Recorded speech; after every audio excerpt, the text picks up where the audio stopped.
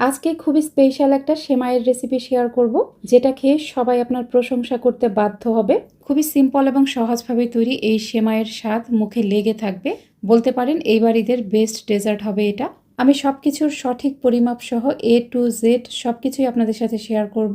আশা করছি আজকের রেসিপিটিও সবার কাছে খুবই ভালো লাগবে। আজকের এই সেমাইটি রান্নার জন্য আমি প্রথমে এখানে কিছু ড্রাই ফ্রুটস নিয়েছি। এখানে 2 প্রকারের বাদাম, কিছু কিশমিশ ও কিছু খেজুর নিয়েছি। বাদামগুলো লম্বা কুচি করে কেটে নিয়েছি। খেজুরের বিচি ছাড়িয়ে তারপর এরকম লম্বা লম্বা করে একটু চিকন করে কেটে নিয়েছি।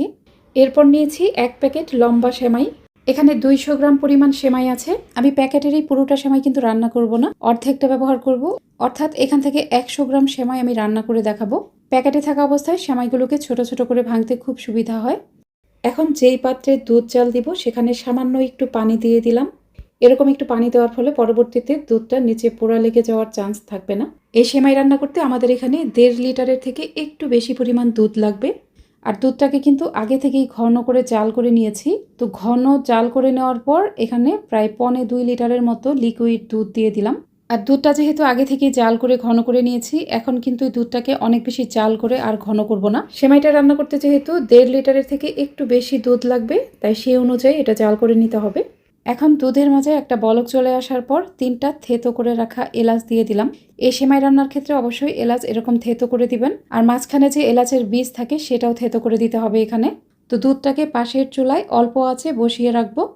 এখন প্যানে প্রায় 1.5 টেবিল চামচের মতো ঘি দিয়ে দিলাম। এখানে ড্রাই ফ্রুটসগুলো ভেজে নিব। প্রথমেই বাদাম কুচি দিব।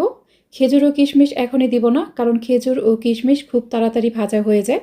চুলার কম আঁচে বাদাম কুচিগুলোকে হালকা বাদামি কালার করে ভেজে নিতে হবে। খেয়াল রাখবেন এগুলো যেন পুড়ে না যায়। এই বাদামগুলোতে যখন হালকা একটা বাদামি কালার চলে আসবে, তারপর এখানে খেজুর ও কিশমিশ দিয়ে দিব। তো দেখুন এরকম একটা হালকা সোনালী কালার চলে এসেছে। এ পর্যায়ে এখানে কিশমিশ ও খেজুর দিয়ে দিলাম। তো অবশ্যই চুলার কম আঁচে ভাজতে হবে, না হলে কিন্তু কিশমিশগুলো পুড়ে যাবে। কিছুক্ষণ ভেজে নেওয়ার পর যখন দেখবেন কিশমিশগুলো ফুলে একদম ডাবল হয়ে গেছে আর কিশমিশের মাঝে হালকা একটা সোনালী কালার চলে এসেছে, ঠিক সেই পর্যায়ে এগুলো নামিয়ে ফেলবো।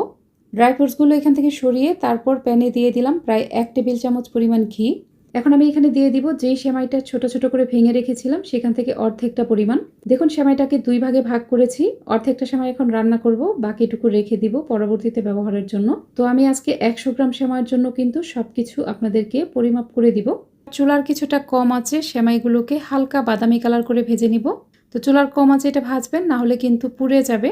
তো সেমাইয়ের মাঝে যখন এরকম হালকা একটা ব্রাউনিশ কালার চলে আসবে, তখন আমি চুলা বন্ধ করে দিব। আমি ড্রাই ফ্রুটস ও সেমাইটা ভেজে একসাথে উঠিয়ে রেখেছি। এখন একটা প্যানে নিয়ে নিলাম মেজারমেন্ট কাপের 1/2 কাপ পরিমাণ চিনি। এই চিনিটাকে ক্যারামেল করতে হবে।